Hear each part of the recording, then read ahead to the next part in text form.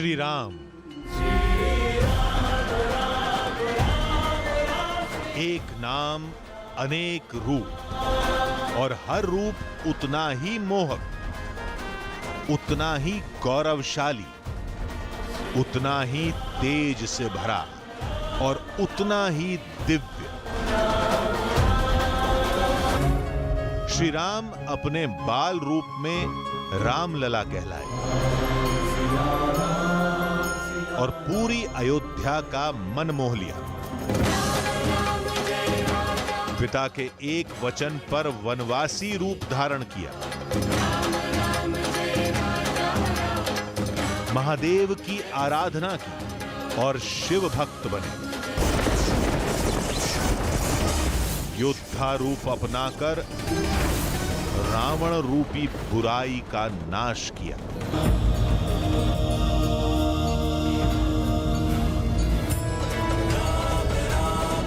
अयोध्या लौटकर आदर्श राजा रूप में दिखे।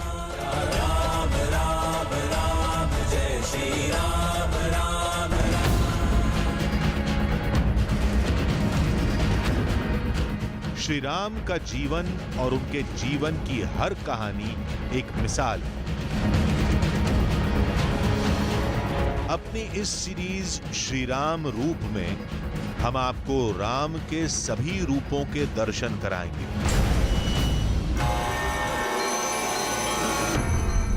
और दिखाएंगे राम से जुड़ी वो सारी जगहें जिनके बारे में आपने सुना तो होगा लेकिन देखा नहीं होगा। आज श्री राम रूप के पहले अध्याय में देखिए श्री राम का बाल रूप।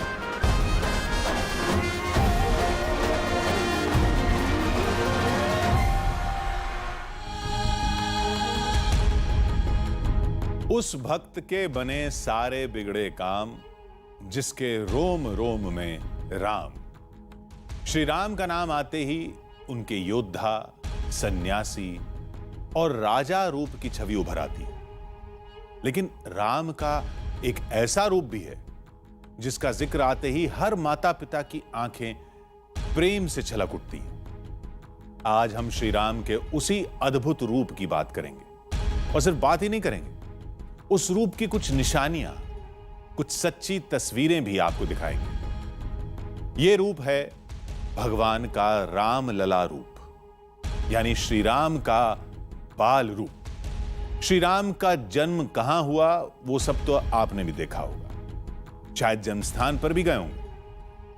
लेकिन वो गलियां जहां रामलला खेला करते थे, वो गुरुकुल जहां उन्होंने शिक्षा हासिल की थी, वो किताबें जो खुद रामलला ने पढ़ी, आज वो सब कुछ तलाशने की बारी है।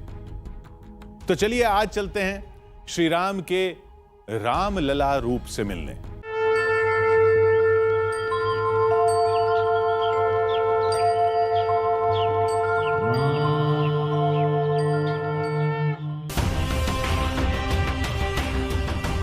अयोध्या को हमने कई बार देखा, हर तरीके से परखा, हर गली की कहानी सुन चुके हैं। क्या आपने दशरथ महल का वो आंगन देखा है जहां श्री राम ने चलना सीखा?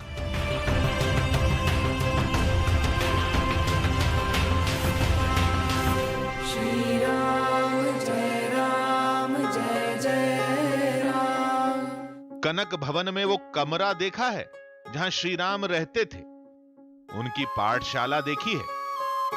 वो पेड़ देखा है जो आज भी राम नाम का जाप करता है? श्री राम जय राम जय जय राम। तो चलिए आज चलते हैं अयोध्या के एक नए सफर पर, कुछ नई कहानियों की तलाश में, श्री राम जय राम। कुछ अनदेखी निशानियों को खोजने। श्री राम जय राम जय जय राम। नमस्कार, मेरा नाम सुहेल है और मैं इस वक्त मौजूद हूँ अयोध्या नगरी में। वही अयोध्या जहाँ भगवान राम ने जन्म लिया, वही अयोध्या जहाँ पर उन्होंने अपना बचपन बिताया, वही अयोध्या जहाँ पर उन्होंने 11,000 साल तक राज किया। राम को मर्यादा पुरुषोत्तम कहते हैं, यानी उनकी ज़िंदगी से आप सब कुछ सीख सकते हैं। लेकिन हमें आज उनका बाल रूप देखना है, वो रूप बचपन का, वो रूप जो बिना किसी फिक्र के, बिना किसी परेशानी के इंसान जीता है। भगवान राम ने बचपन कैसा जिया था, भगवान राम ने बचपन में क्या किया था, भगवान राम ने बचपन में किस तरह से लोगों को एक अच्छी ज़िंदगी की सीख दी थी। आइए अयोध्या चलते हैं और अयोध्या में भगवान राम के बाल रूप से जुड़े बहुत सारे साक्ष्य तलाशते हैं।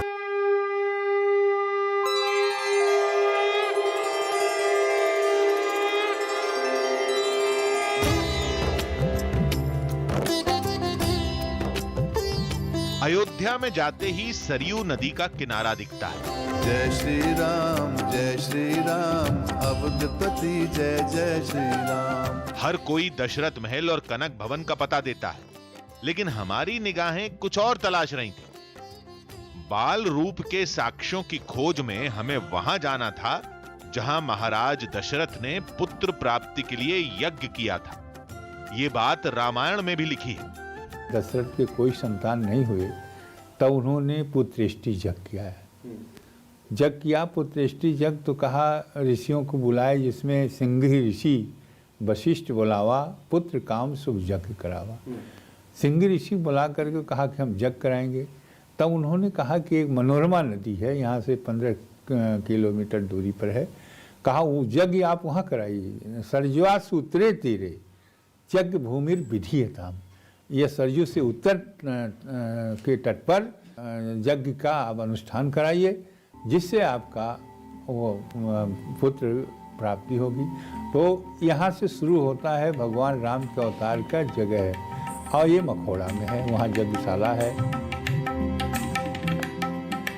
इस जगह के बारे में बहुत कम लोग जानते हैं। अयोध्या से बाहर वो स्थान भी मौजूद है जहां महाराजा दशरथ ने पुत्र प्राप्ति का यज्ञ किया था। मैं इस वक्त मौजूद हूँ मखौड़ा धाम पे, अयोध्या से करीबन 20-22 किलोमीटर दूर है। और मखौड़ा जो नाम है वो असल में अपभ्रंश है मख का, और मख का मतलब होता है यज्ञ। ये वो जगह है जहाँ पर पुत्र प्राप्ति के लिए भगवान दशरथ ने यज्ञ किया था। रामायण में लिखा है महाराजा दशरथ ने मनोरमा नदी के किनारे यज्ञ किया था। वो नदी, वो यज्ञशाला आज भी मौजूद है, जहां आज भी श्री राम भक्ति की धारा बहती है।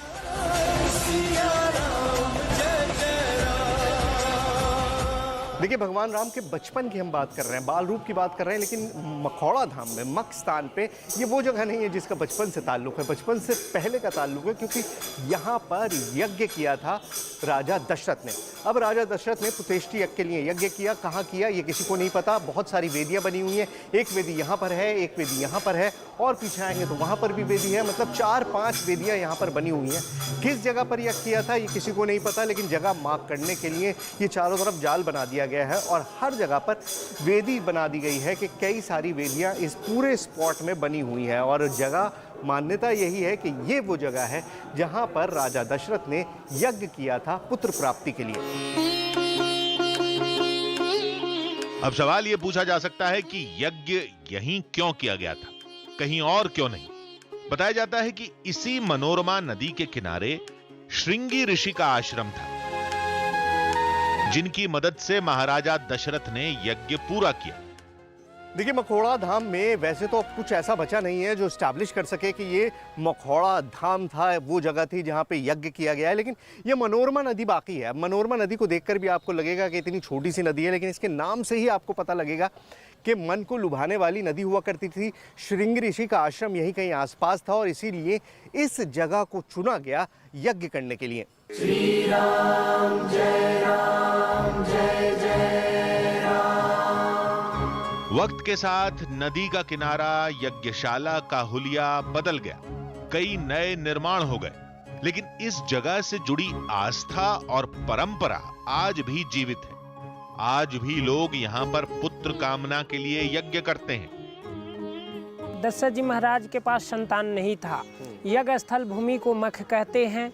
जो चक्रवर्ती महाराज दशरथ जी को संतान न होने के कारण इस मख भूमि पर जो हैं उन्होंने यज्ञ किए, और यहाँ पर यज्ञ करने से 4 पुत्र की प्राप्ति हुआ। श्रृंगी ऋषि वशिष्ठ बुलावा, पुत्र काम शुभ यज्ञ करावा, भगति सहित मुनि आहुति दीने, प्रगट अग्नि चरु कर लीने। यज्ञ को आप करेंगे तो आज भी हमारे यहाँ यज्ञ कराने से संतान की प्राप्ति होती है। यज्ञ स्थल से कुछ ही दूरी पर राम के नाम का एक ऐसा चमत्कार है जिसे देखकर हर कोई हैरत में पड़ जाता है। एक पेड़ है, पेड़ पर पत्ते हैं, लेकिन तने पर आश्चर्यजनक तरीके से राम का नाम अपने आप उभर आता है।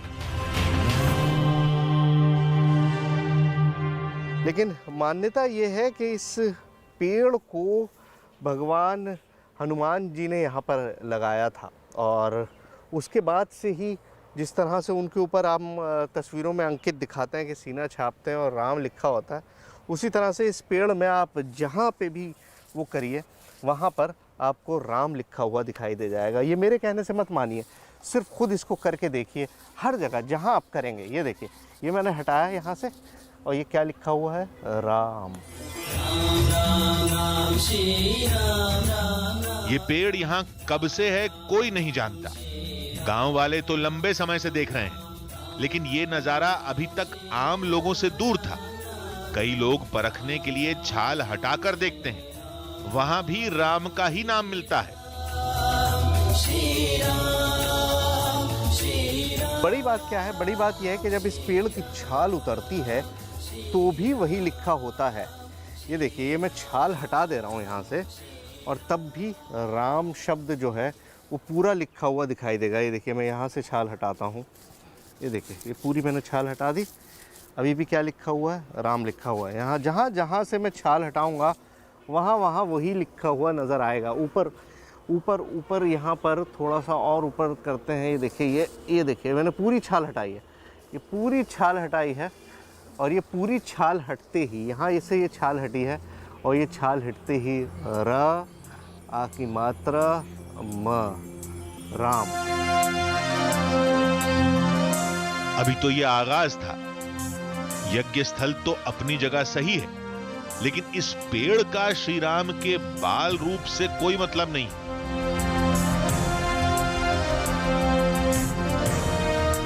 अयोध्या में बाल रूप का सीधा नाता है उस जगह से जहां श्री राम का जन्म हुआ था,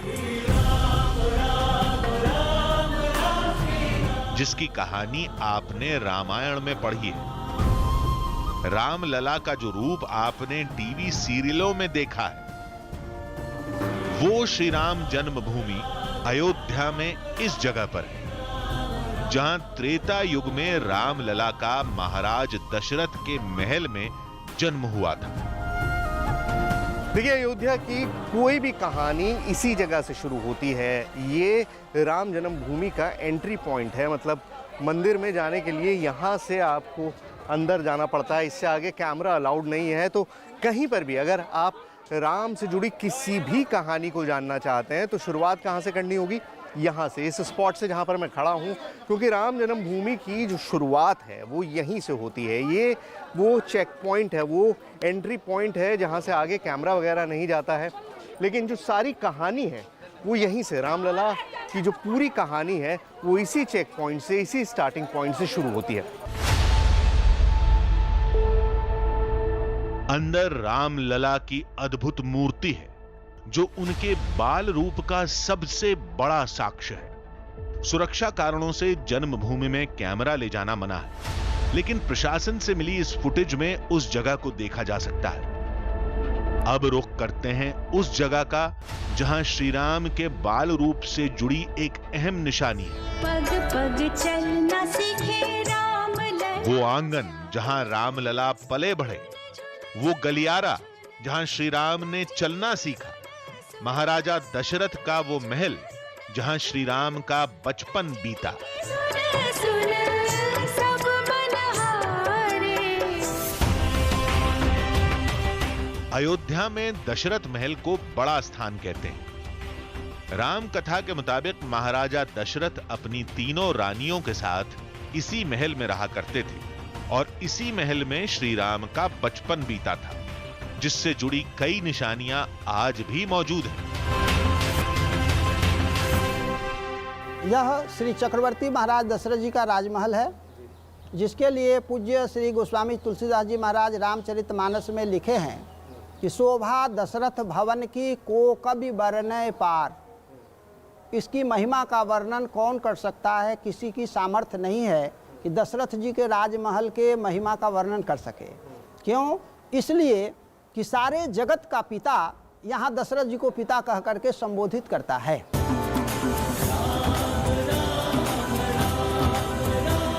दशरथ राजमहल राम भक्तों के लिए आज एक तीर्थ स्थान है, एक मंदिर है जहां भगवान के बाल रूप के दर्शन होते हैं। मंदिर के गर्भगृह में कुछ इसी कहानी को बयां किया गया है। दशरथ महल के गर्भगृह के पास इस वक्त हम मौजूद हैं और यहाँ पर जो बाल लीला की बात होती है, भगवान राम के बाल रूप की बात होती है, अगर सबसे लंबा वक्त कहीं पर बीता है तो वो दशरथ महल ही है, क्योंकि पूरा बचपन यहीं पर दशरथ महल में बिताया। अब यहाँ पर चारों भाइयों की मूर्तियाँ मौजूद हैं और उसके अलावा भी काफ़ी सारी मूर्तियाँ हैं। लेकिन ये मैं आपको बताऊँ, ये मंदिर का स्वरूप कई बार बिगड़ा, कई बार बना है, कई बार इसको दोबारा से रीबिल्ड किया गया है, लेकिन ओरिजिनल स्पॉट आइडेंटिफाई किया एक टीले के ऊपर सा बना हुआ पुराना जो मंदिर था, वहीं पर बार बार चीज़ें बदल के नया मंदिर बनता रहा। ये अभी रिसेंट मंदिर है जो आपको दिखाई दे रहा है, जो सारी नक्काशी चारों तरफ आपको दिखाई दे रही है वो काफ़ी रिसेंट है। लेकिन जो मंदिर है वो त्रेता युग में भगवान राम से पहले से यहाँ पर दशरथ महल कभी मौजूद हुआ करता था।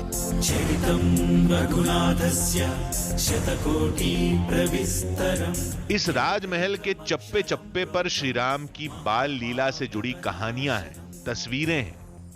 लोग आज भी रामायण की चौपाइयों में और इस जगह में कई समानताएं पाते हैं। परमानंद पूरी मन राजा, कहा बोलाई बजाओ हो बाजा। जब भगवान आ गए तो परमानंद की प्राप्ति महाराज दशरथ जी को हुई। तो उस भूमि पर हम लोग बैठे हैं, जिस भूमि पर भगवान ने बाल लीला करके अपने भक्तों को सुख प्रदान किया। दशरथ महल कई बार टूटा और कई बार इसे नए सिरे से खड़ा किया गया। मौजूदा ढांचा करीब 400 साल पुराना है।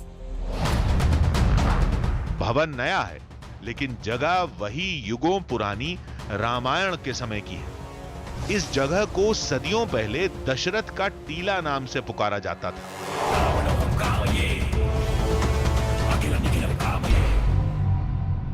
तो अगर कोई जगह जहां पर सबसे ज्यादा भगवान राम ने बचपन का वक्त बिताया तो वो ये दशरथ महल है। अब अपने आप में सोचिए कि कितना बड़ा सरप्राइज है आपके लिए, हमारे लिए, हर किसी के लिए, कि त्रेता युग में, मतलब हजारों लाखों करोड़ों साल पहले जो बचपन बीता उसको आप महसूस कर सकते हैं। यहाँ दशरथ महल में आप खुद उसकी अनुभूति कर सकते हैं, आप खुद महसूस कर सकते हैं कि यहाँ पर कभी एक बड़ा आलीशान महल रहा होगा, एक ऐसा महल जिसमें भगवान राम का बचपन बीता। आज स्वरूप बदल गया है, आज चीज़ें बदल गई हैं, दीवारें, नक्काशी सब बदल गया है, लेकिन जगह एयरमार्क थी, जगह पहले से निशानदेही हो चुकी थी और लगातार तभी से ये मंदिर, ये महल चला आ रहा है। पौराणिक काल का दशरथ महल इसके मुकाबले काफी विशाल था। इसके अंदर कौशल्या, कैकेयी और सुमित्रा के महल हुआ करते थे। हमें बताया गया कि इस महल के पिछले हिस्से में एक भवन हुआ करता था जिसे रानी कौशल्या का महल कहते थे, यानी वही स्थान जिसे आज हम श्री राम जन्मभूमि के नाम से जानते हैं। मुख्य रूप से रामकोट के अंतर्गत आता है। रामकोट के अंतर्गत दशरथ महल, कौशल्या जी का स्थान, कैकेयी जी का भवन, नल, नील, जामवंत, इन लोगों के रामकोट के चारों तरफ इन लोगों के अलग अलग महल बने हुए थे। जैसे राम जन्मभूमि ये कौशल्या जी का स्थान रहा होगा, कैकेयी जी का स्थान अलग रहा हो, ये सारी चीज़ें रामकोट के अंतर्गत ही आती हैं। इस जगह को श्री राम के बाल रूप का साक्ष्य माना जाता है, लेकिन केवल बाल रूप ही नहीं, इस जगह की कहानी श्री राम के योद्धा रूप से भी जुड़ती है।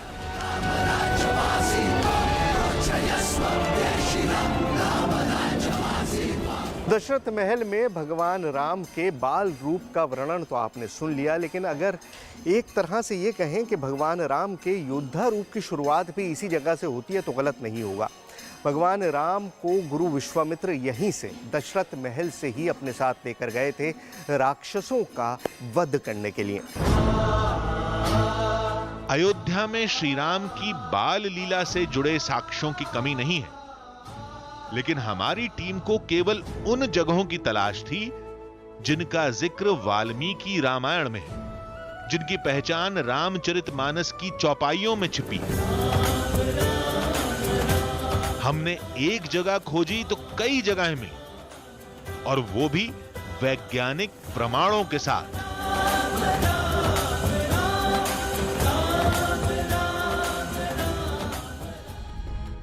श्री राम रूप। अयोध्या में हमारी टीम ने श्री राम के युगों पुराने गुरुकुल को भी खोज निकाला, जहां प्रभु श्री राम ने अपने भाइयों के साथ शिक्षा ग्रहण की थी। वो कुंड भी जहां श्री राम दोस्तों के साथ खेला करते थे। लेकिन सबसे अद्भुत था वो महल जहां भगवान राम ने सबसे ज्यादा वक्त बिताया, जिसका नाम है कनक भवन। कनक भवन तो शायद आप में बहुत लोगों ने देखा भी होगा, लेकिन उस पौराणिक भवन से जुड़ी श्री राम की जो कहानियां हैं, आज हम आपको वो दिखाने जा रहे हैं। वो शायद आपने नहीं देखी होंगी। तो चलिए वो सब कुछ आज हमारे कैमरे की नजर से देखिए। राम सिया राम, सिया राम, जय जय राम।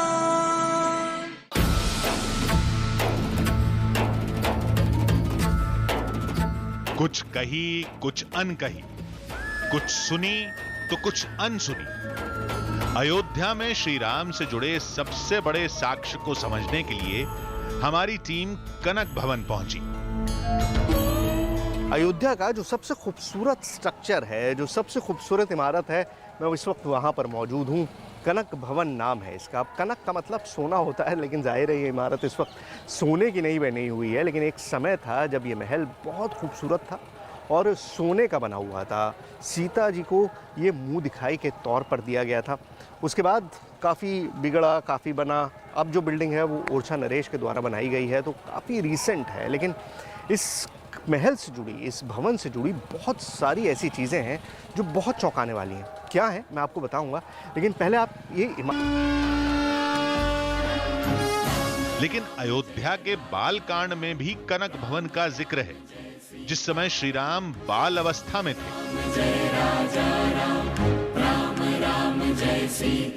कनक भवन को हम सीता जी को मुंह दिखाई के तौर पर दिए गए तोहफे के तौर पर तो जानते हैं, लेकिन भगवान राम का कनक भवन से उससे बहुत पहले से रिश्ता था। अपने बचपन का बहुत लंबा वक्त भगवान राम ने इसी महल में गुजारा। कैकेयी माता के साथ उनको बहुत ज़्यादा प्यार था, बहुत ज़्यादा प्रेम था, और इसी वजह से दो जगहें हैं जहाँ पर भगवान राम का बचपन एक तरह से पूरी तरह बीता।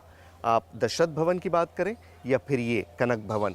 कनक भवन में एक बहुत लंबा वक्त भगवान राम ने बचपन का बिताया है। हजारों साल बाद आज कनक भवन में श्री राम की बाल लीला से जुड़े साक्ष्य करीब करीब खत्म हो चुके हैं।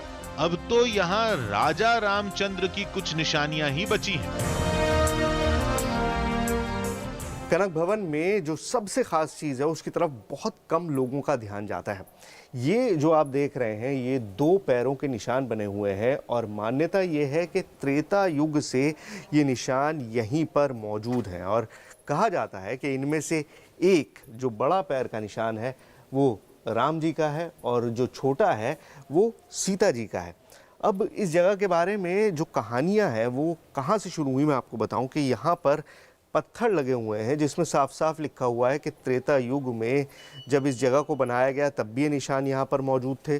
उसके बाद जब द्वापर युग में इसको बनाया गया तब भी निशान यहाँ पर मौजूद थे, और जब राजा विक्रमादित्य ने इस जगह को बनवाया तब भी ये निशान यहीं पर थे। और उसके बाद जब ओरछा नरेश ने इसको बनवाया तो उन्होंने भी इस जगह को वैसे ही रखा जैसे ये जगह थी।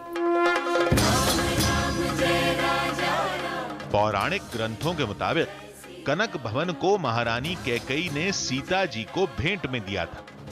विवाह और वनवास के बाद श्री राम सीता जी के साथ इसी महल में रहते थे। यहां किसी बाहरी को आने की इजाजत नहीं थी।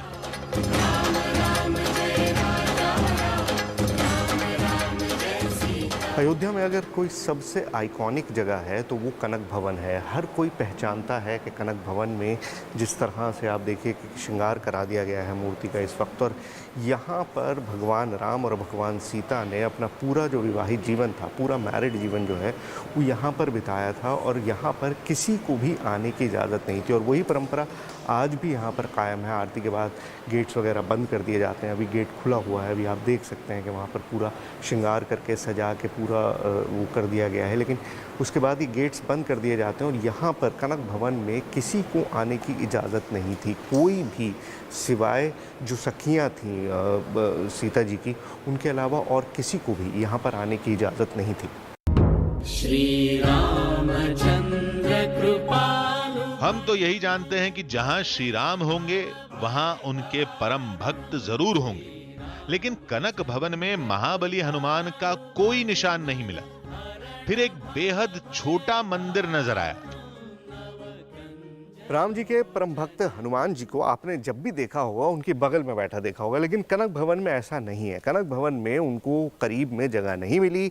उन्होंने बहुत मान मनोवल किया, तो उसके बाद यहाँ पर अलग से एक स्पॉट बनाया गया, हनुमान जी को जगह दी गई। अब कनक भवन एक बहुत प्राइवेट जगह थी, एक बहुत प्राइवेट स्पेस था, तो यहाँ पर और किसी के आने की इजाज़त नहीं थी।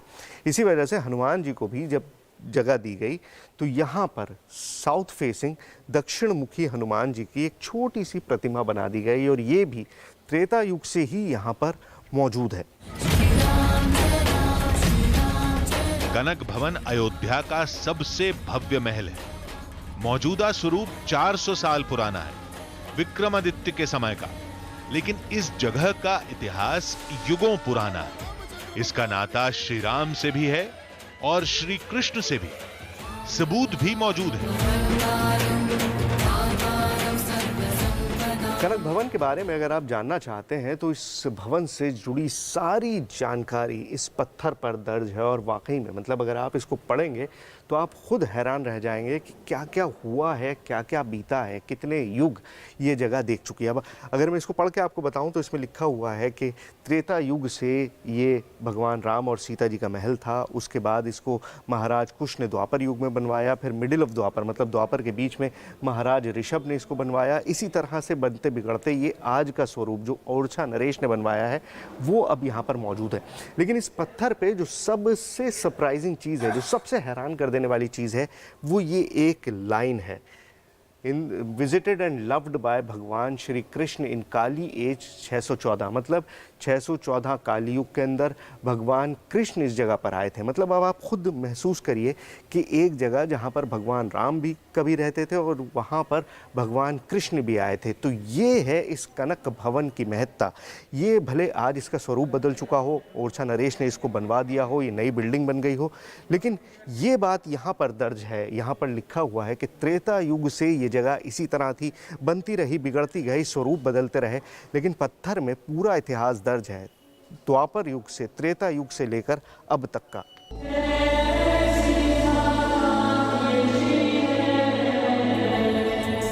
भवन की अंतिम मरम्मत ओरछा की रानी ने कराई थी। उस समय यहां श्री राम की 2 मूर्तियां स्थापित हुई थी, जिनमें एक बाल अवस्था की थी। इससे यह साबित होता है कि इस महल का नाता श्री राम के बाल रूप से भी रहा होगा। कनक भवन के ऊपरी हिस्से में किसी को जाने की इजाजत नहीं। वजह है उस जगह से जुड़ा एक बहुत बड़ा रहस्य, जिसे लोग चमत्कार का नाम देते हैं। इसे समझने के लिए हमें कहानी में थोड़ा आगे जाना पड़ेगा। उस समय जब श्री राम को अयोध्या का राजा बनाया गया था, जब श्री राम भगवान से राजा रामचंद्र बने थे, अयोध्या की राजगद्दी संभाली थी। अयोध्या के कनक भवन के रहस्य की कहानी के तार जुड़ते हैं ओरछा के राजा राम मंदिर से।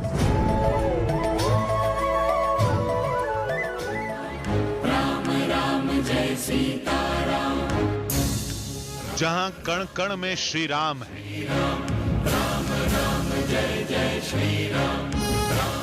भगवान बनकर नहीं, एक राजा की तरह।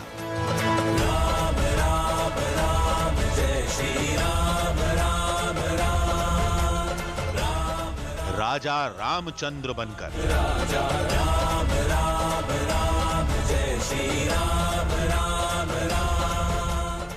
जहां श्री राम का नाम पौराणिक नहीं, एक ऐतिहासिक सत्य है।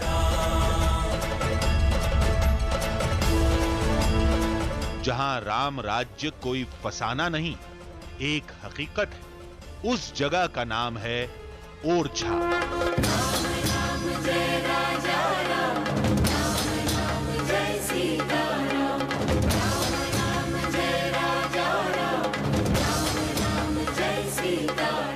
मान्यता है कि एक अनंत रूप में श्री राम आज भी ओरछा में रहते हैं।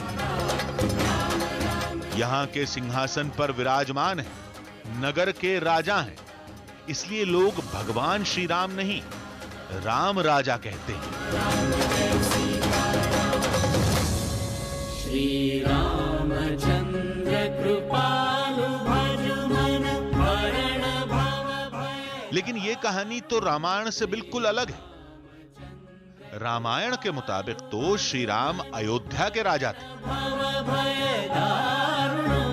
वनवास के बाद उनका राज्याभिषेक किया गया था। फिर श्री राम ओरछा के राजा कैसे हुए? इसका जवाब एक कहानी है जिसके दो किरदार हैं। 16वीं शताब्दी में ओरछा के राजा रहे मधुकर शाह और उनकी पत्नी रानी गणेश कुंवरी। राजा श्री कृष्ण के उपासक थे और रानी श्री राम की। कुछ दिनों बाद रामनवमी पड़ती है तो रानी और राजा में ये बहस हुई कि चलो अयोध्या चलते हैं। रामनवमी है, अयोध्या चलते। दोनों में बहस हो गई, जिद हो गई। तो राजा ने एक व्यंग मारा कि अगर तुम्हारे भगवान सत्य हैं तो कुछ दिखाओ चमत्कार। तो रानी को वो बात चुभ गई। तो फिर राम ने बोले कि अब मैं अयोध्या जा रही हूँ और जब भगवान लेके ही मानूंगी तो भगवान आ जाएंगे तभी आऊंगी, अदरवाइज मैं सरयू में प्राण त्याग दूंगी। रानी ने अयोध्या में 12 साल तपस्या की, साधु संतों की सेवा करती रही, लेकिन भगवान के दर्शन नहीं हुए। फिर एक दिन निराश होकर प्राण देने के लिए वो सरयू नदी में कूद गई। जब वो सरयू में धीरे धीरे जा रही थी, वो गले तक उनका पानी आ गया, जो मतलब डूबने ही वाली थी कि एक तेज आकाशवाणी हुई कि रुको, हम आ रहे हैं। भगवान की दिव्य वाणी सुन के रानी बाहर आई तो यहाँ एक 5 साल के बालक के रूप में भगवान स्वयं पधारे। उन्होंने कहा देखो हमने तुम्हें दर्शन दे दिया, हम राम हैं। और रानी बोले नहीं, आपने दर्शन दिए, हमारा जीवन धन्य हुआ, लेकिन आपको ओरछा चलना पड़ेगा। तो उन्होंने नहीं, अब क्या है, हमने दर्शन दे दिए, सबने आपके तो देख लिया। नहीं बोले आपको ओरछा चलना पड़ेगा। बड़ी जिद भगवान से उन्होंने, चूंकि भगवान भक्त के आगे हारते हैं। और मान्यता के मुताबिक श्री राम उसी समय रानी के साथ ओरछा पहुंच गए। अगर कहानी सच है तो श्री राम महल में क्यों हैं? उस चतुर्भुज मंदिर में क्यों नहीं, जिसे ओरछा के राजा ने उनकी प्रतिमा की स्थापना के लिए बनवाया था? ओरछा के हिज हाईनेस राजा राम के लिए जो चतुर्भुज मंदिर बनाया गया था, उसके दरवाजे पर इस वक्त मैं मौजूद हूँ। अब इस मंदिर में प्रतिमा क्यों नहीं स्थापित की गई? इसके पीछे राजा राम की 3 शर्तें थी। क्या थी वो शर्तें? पहले वो सुन लीजिए।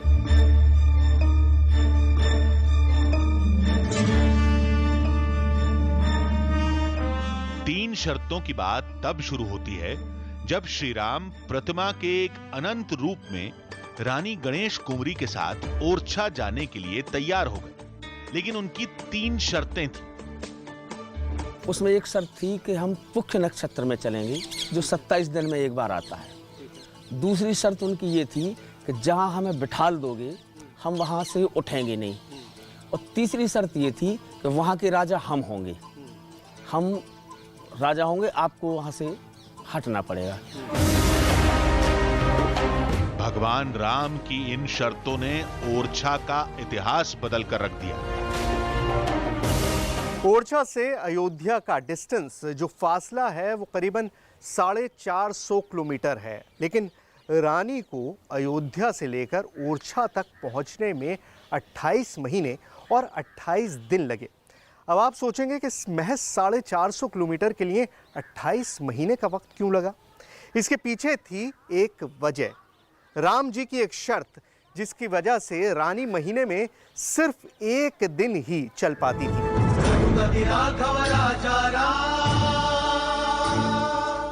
इन हालात में जब रानी राजा राम की प्रतिमा लेकर ओरछा पहुंची, तब चतुर्भुज मंदिर पूरा तैयार नहीं था।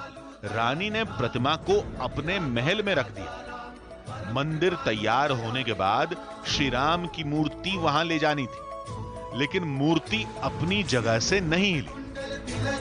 तो हिज हाइनेस राजा राम का जो ये आप मंदिर देख रहे हैं, असल में ये मंदिर नहीं है, ये एक राजमहल था। राजमहल जहाँ पर रानी रहा करती थी, और रानी जब मूर्ति यहाँ पर ले आई तो वो अपनी शर्त भूल गई कि राजा राम ने उनसे कहा था कि जहाँ पर आप मुझको रख देंगे वहाँ से आगे फिर मैं नहीं जाऊँगा।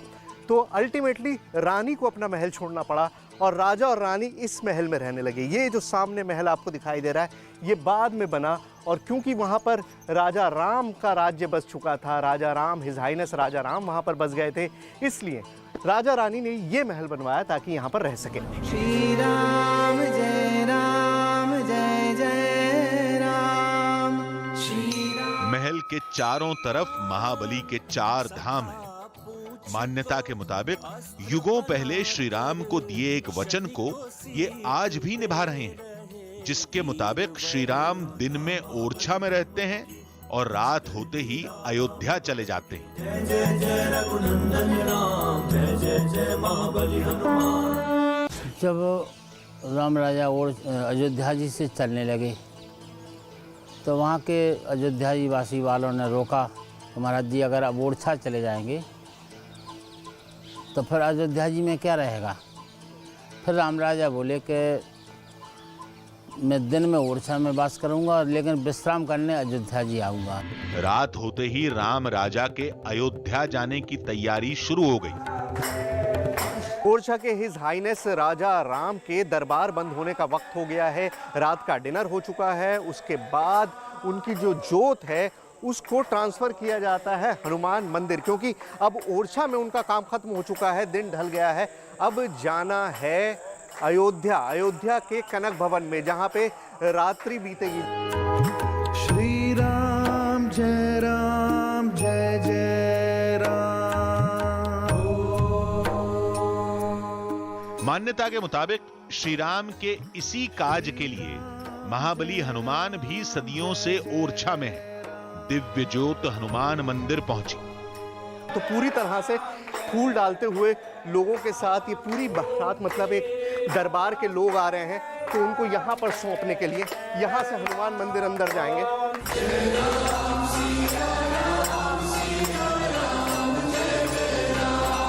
400 साल से ये परंपरा निभाई जा रही है।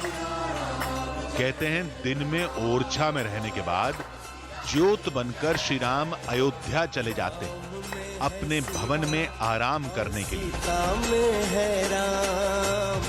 तो ज्योत को यहाँ पर रखकर जो हनुमान जी का मंदिर है, और उसके बाद इस गेट को बंद कर दिया जाता है मंदिर का। उसके बाद ये मान लिया जाता है कि भगवान राम जो हैं ओरछा में अपना दरबार खत्म करके रात को सोने के लिए अयोध्या चले गए हैं कनक भवन के अंदर। तो अब आगे क्या होता है वो कनक भवन की कहानी, अयोध्या चलते हैं। मान्यता के मुताबिक जब श्री राम महाबली हनुमान के साथ ओरछा से अयोध्या के कनक भवन आ जाते हैं, फिर एक रहस्य भरी रात की शुरुआत होती है। दावे के मुताबिक कनक भवन में ऊपर श्री राम का शयन कक्ष है, जिसके चारों तरफ उनके 8 सेवकों के 8 कमरे हैं। भवन के चुनिंदा कर्मचारी उस कक्ष की देखभाल करते हैं। गिने चुने लोगों ने उस कमरे को देखा है। तो जहाँ मर्यादा पुरुषोत्तम का ऊपर का शयन कक्ष है, उसी से लगे हुए 8 कक्ष और बने हैं, छोटे हैं आकार में, और उन कक्षों में निवास जो है जिसमें लक्ष्मण हैं, भरत हैं, शत्रुघ्न हैं, हनुमान जी हैं, विभीषण हैं, सुग्रीव हैं और जामवंत हैं। ये चारों लोग अपना स्वरूप चेंज करके, मतलब स्त्री स्वरूप में उनकी सेवा के लिए, जैसे किसी को पैर दबाना है, किसी को पंखा झलना है, किसी को भोजन देना है, तो किसी प्रकार रात में भी उनको जो आवश्यकता ऐसी पड़े, उस आवश्यकता पूर्ति करने के लिए जो परिचर के रूप में वहाँ स्त्री स्वरूप में, सखी स्वरूप में ये सातों लोग उपस्थित रहते हैं। मान्यता यही है कि श्री राम अपने कक्ष में आज भी आते हैं, बिस्तर पर सोते हैं। सबूत भी हैं जिन्हें कुछ लोग देखने का दावा करते हैं।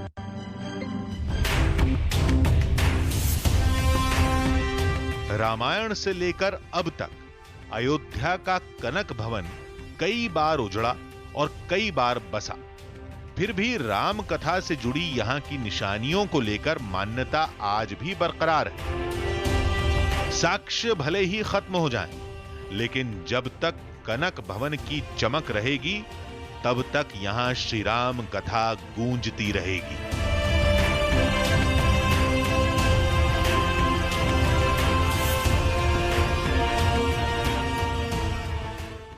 तो ये विद्या कुंड है, अयोध्या का विद्या कुंड, यानी कि वो जगह जहाँ पर भगवान राम और उनके भाई पढ़ाई किया करते थे। जामवंत का किला भी था, विभीषण का किला भी था, यहाँ गंधमादन किला भी था, गावस का किला भी था, नवरत्न किला भी था, नील नल द्वार भी था, अंगद का किला भी था। अयोध्या का अगर कोई बहुत डिफाइनिंग फीचर है जिसको आपने हमेशा देखा होगा, वो ये हनुमान गढ़ी है।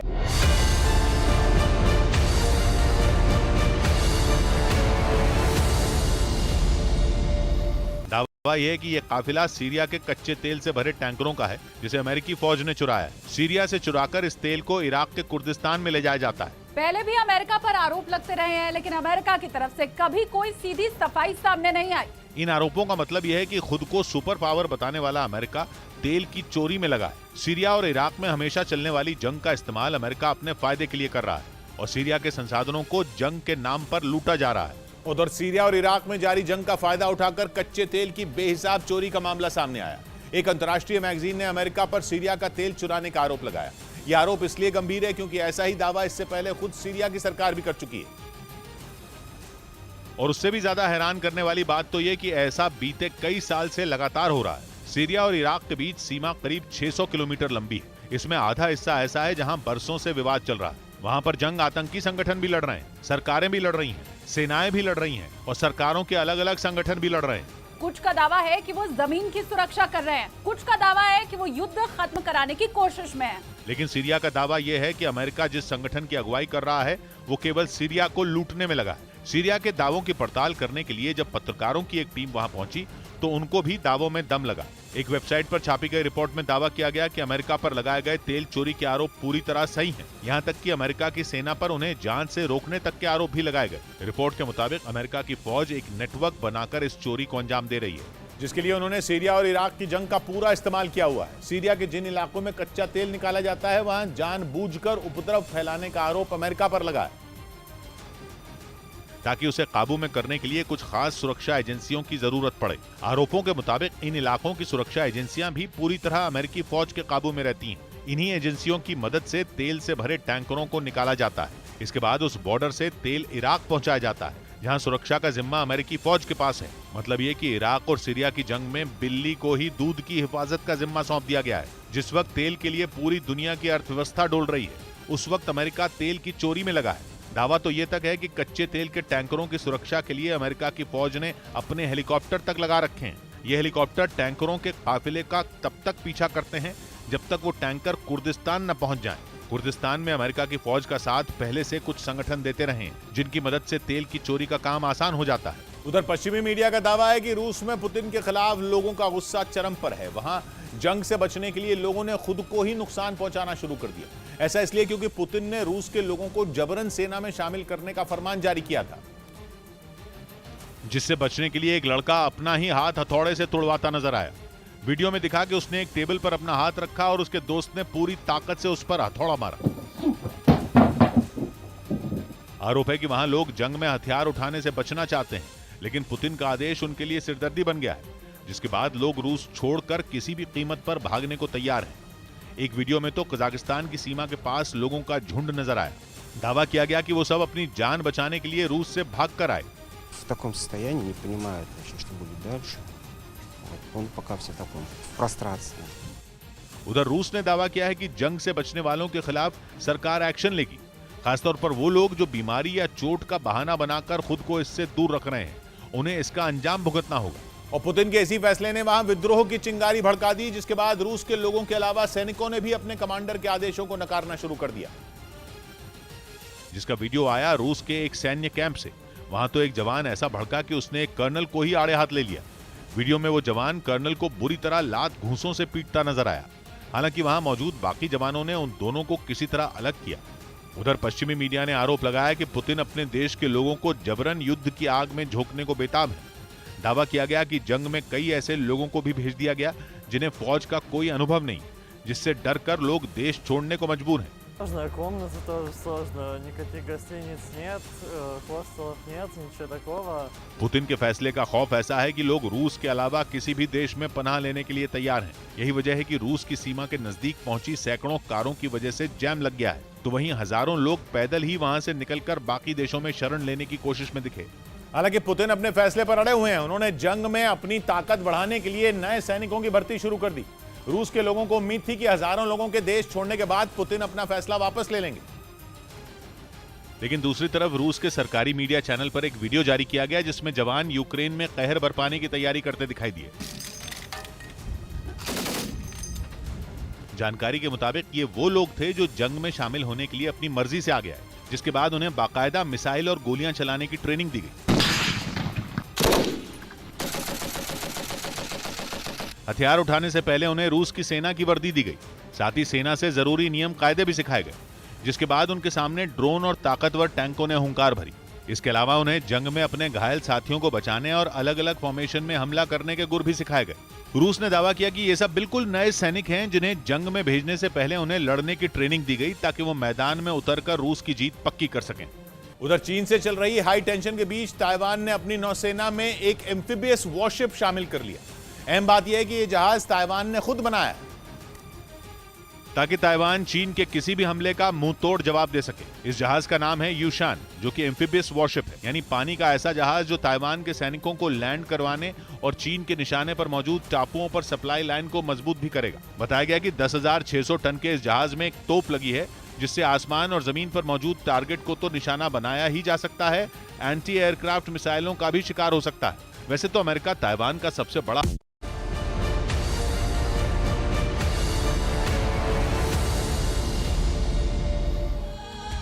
श्री राम रूप। रामायण में लिखा है कि श्री राम की शुरुआती शिक्षा गुरु वशिष्ठ के आश्रम में हुई थी। पौराणिक ग्रंथों के मुताबिक महर्षि वशिष्ठ की कुटिया अयोध्या में ही थी।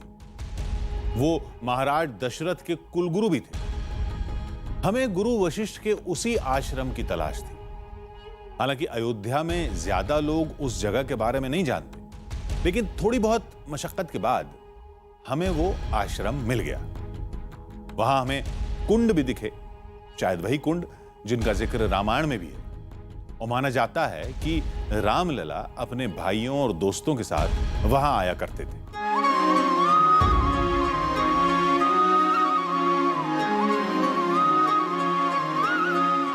राम कथाओं में हम सभी ने श्री राम के गुरुकुल को कुछ इस अंदाज में देखा है। जब राम, भरत, लक्ष्मण और शत्रुघ्न को शिक्षा ग्रहण करने के लिए गुरु वशिष्ठ के आश्रम भेजा गया था। दावे के मुताबिक अयोध्या के करीब गुरुकुल की वो जगह आज भी मौजूद है, जिसे अब विद्या देवी मंदिर के नाम से पुकारा जाता है। कहते हैं गुरु वशिष्ठ का वो आश्रम यहीं इसी जगह पर था। तो भगवान राम के बाल रूप की लीलाएं आपने देख ली। अब वक्त आ गया पढ़ाई का। पढ़ाई मतलब स्कूल चाहिए, विद्यालय चाहिए। तो ये विद्या कुंड है, अयोध्या का विद्या कुंड, यानी कि वो जगह जहाँ पर भगवान राम और उनके भाई पढ़ाई किया करते थे। मतलब बाल रूप का अगर बिल्कुल आखिरी पड़ाव आप देखें कि जहाँ से उन्होंने स्कूलिंग शुरू की, पढ़ाई शुरू की, विद्या लेना शुरू किया, तो वो ये जगह थी। यहाँ पर गुरु वशिष्ठ का आश्रम था जहाँ पर आके वो पढ़ाई किया करते थे, और यहाँ पर विद्या देवी मंदिर भी था। विद्या देवी मंदिर अभी भी मौजूद है, लेकिन उसका स्वरूप बदल चुका है। लेकिन कुंड में नहाकर वो चारों भाई पढ़ाई के लिए यहीं पर आया करते थे। कई बार कहानियों में सुना गया है श्री राम को सरस्वती देवी का आशीर्वाद था। वो हर पाठ को तेजी से याद कर लेते थे। सवालों के जवाब देने में भी वक्त नहीं लगता था। कहते हैं विद्या की देवी के चमत्कार का नाता इसी जगह से है। ये देवी की ही कृपा हुई, साक्षात प्रकट होकर के आशीर्वाद दी भगवान श्री राम चारों भाई को। तो इनके कृपा स्वरूप जो है गुरु वशिष्ठ ज्यों ज्यों बोलते गए, अल्पकाल में सारी विद्याओं को उन्होंने ग्रहण कर लिया। यानी साक्षात जो है सरस्वती उनके जिह्वा पर विराजमान हो गई। तो ये वो स्थल है विद्या कुंड जहाँ भगवान श्री राम विद्या अध्ययन किए थे मुख्य रूप से। पाठशाला से दशरथ महल की तरफ बढ़ने पर रास्ते में एक कुंड मिलता है। कहा तो यही जाता है कि रामायण के समय में ये जगह रामकोट में दशरथ महल का एक हिस्सा था, जहां श्री राम अपने भाइयों के साथ आते थे। ये कुंड अपने आप में बाल अवस्था से जुड़ा एक बहुत महत्वपूर्ण स्थान है, एक बड़ी इंपॉर्टेंट जगह है। बाल रूप में भगवान राम जाहिर है सुबह उठ के दातुन किया करते थे। अब दातुन करने के लिए पानी चाहिए, स्नान करने के लिए एक जगह चाहिए। तो ये है दंत धावन कुंड, मतलब दांतों को धोने वाली जगह। अब आप सोचेंगे कि इतनी स्पेसिफिक जगहें क्यों बनेंगी, दांत मांजने के लिए अलग से एक जगह, नहाने के लिए अलग जगह, पूजा के लिए अलग जगह। लेकिन क्योंकि एक राज परिवार के घराने के युवराज जब दांत भी मांजते हैं तो वो भी एक तरह से एक इवेंट होता है, तो उस इवेंट के लिए एक स्पेसिफिक जगह होती है। और ये दंत धावन कुंड उस बात का सबूत है कि भगवान राम और उनके भाई जब दांत मांजने यहाँ पर आया करते होंगे तो ये भी एक तरह से इवेंट होता होगा। लोग खड़े होकर चारों तरफ से देखते होंगे, और आज भी करीबन नज़ारा वैसा का वैसा ही है। अयोध्या में श्री राम के बाल रूप से जुड़े अब बहुत कम ही निशान बचे हैं। लेकिन अब बात उस साक्ष्य की जिसके बगैर राम कथा अधूरी मानी जाती है, जिसका नाम है राम दुर्ग। पौराणिक ग्रंथों के मुताबिक अयोध्या की सुरक्षा के लिए श्री राम ने नगर के चारों तरफ ऊंची दीवार खड़ी करके इसके चारों कोनों पर 4 किले बनवाए थे, जिसे राम दुर्ग कहा जाता है। आज केवल 2 किलों की निशानी ही बची है। पहला सुग्रीव किला और दूसरा हनुमानगढ़ी। कहते हैं यह किला सुग्रीव को दिया गया था, जो लंका विजय के बाद श्री राम के साथ अयोध्या आए थे। इस किले को लेकर श्री राम की रणनीति का जिक्र कई दस्तावेजों में मिलता है। आप ये किताब देखिए, बहुत पुरानी किताब है। फ्रांस बेकर नाम के एक ऑथर हैं, हैंस बेकर, जिन्होंने अयोध्या पे पूरी किताब लिखी थी, और ये पूरा नक्शा उन्होंने दिखाया था राम दुर्ग का। और ये सुग्रीव किला है जहां इस वक्त मैं मौजूद हूं।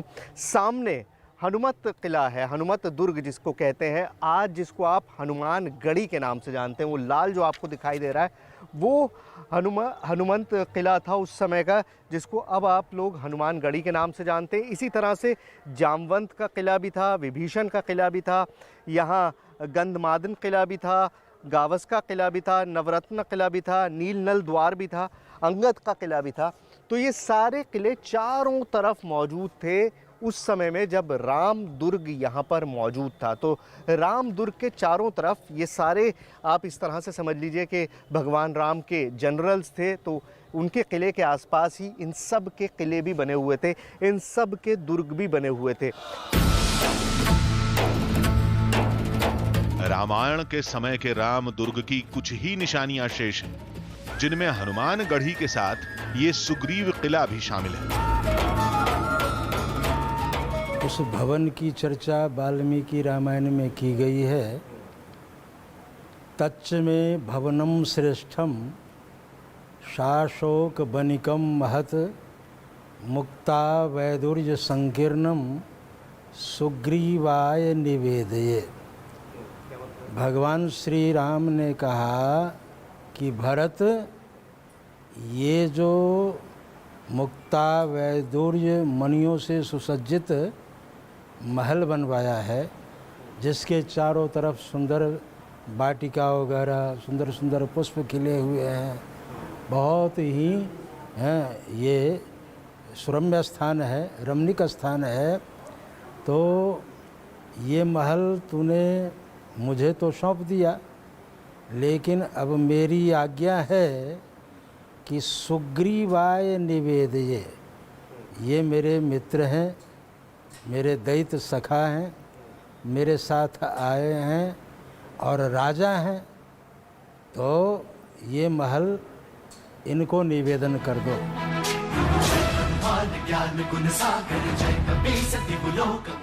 हनुमान गढ़ी के बगैर आज भी अयोध्या की यात्रा अधूरी मानी जाती है। पहले यहाँ पहाड़ था, गुफा थी, आज महाबली का सबसे बड़ा धाम है। मान्यता है कि इस जगह से आज भी पवन पुत्र हनुमान अयोध्या की रक्षा करते हैं।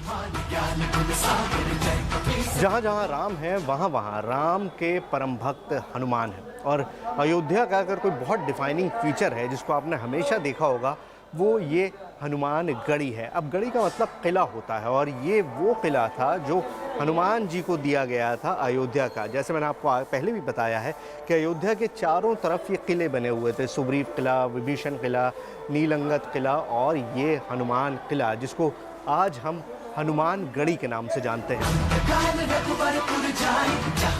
आज हनुमान गढ़ी को देखकर कोई सोच भी नहीं सकता कि यहाँ कभी कोई किला रहा होगा, लेकिन इस धाम में लोगों की गहरी आस्था है। इसी वजह से लोग राम लला के दर्शन से पहले यहाँ आते हैं। देखिए, हनुमान गढ़ी की सबसे बड़ी पहचान है यहाँ पर आने वाले भक्तों की भीड़। यहाँ हमेशा भक्तों का तांता लगा रहता है, और इसकी सबसे बड़ी वजह यह है कि यहाँ पर मांगी गई हर मुराद पूरी होती है। ऐसी मान्यता है कि भगवान राम ने अपने सबसे परम भक्त हनुमान को यह आशीर्वाद दिया कि जो भी रामलला के दर्शन के लिए आएगा, पहले हनुमान जी के दर्शन करेगा और उसकी हर मुराद यहाँ पर पूरी होगी। हनुमान गढ़ी धाम अयोध्या की सबसे ऊंची जगह पर है। कहते हैं पहले अयोध्या में प्रवेश करने के लिए राम दुर्ग का सबसे बड़ा दरवाजा इसी जगह पर था, क्योंकि श्री राम ने अपने परम भक्त को सबसे बड़ा किला दिया था। लंका पर हमला करना हो या फिर अयोध्या की रक्षा करनी हो, भगवान राम को सबसे ज्यादा भरोसा अपने परम भक्त हनुमान पर ही था। इसीलिए जब राम कोट बसाया गया तो उसमें सबसे बड़ा गेट, सबसे बड़ा किला हनुमान जी को दिया गया, जिसे आज आप हनुमान गढ़ी के तौर पे देखते हैं। ये कभी किला था, आज मंदिर है, लेकिन हनुमान जी के रंग पर लाल रंग दिया गया है इस मंदिर को, और यही हनुमान गढ़ी की पहचान है। श्री राम का कोई भी रूप हो, अयोध्या की कहानी के तार श्री राम के हर रूप से जुड़ते हैं। वैसे भी राम भक्ति को किसी साक्ष्य की जरूरत नहीं, लेकिन श्री राम के जन्मस्थान से जुड़ी आस्था इस जगह को एक अलग ही रंग देती है। रामायण के बाद युग बीत गए, आगे भी कई सदियां गुजर जाएंगी, लेकिन जब तक अयोध्या रहेगी, सरयू नदी में राम कथा की धारा बहती रहेगी। तो ये था श्री राम की कथा का अनोखा और अद्भुत सफर। वैसे आज तो इस यात्रा का पहला अध्याय ही हमने आपको दिखाया है।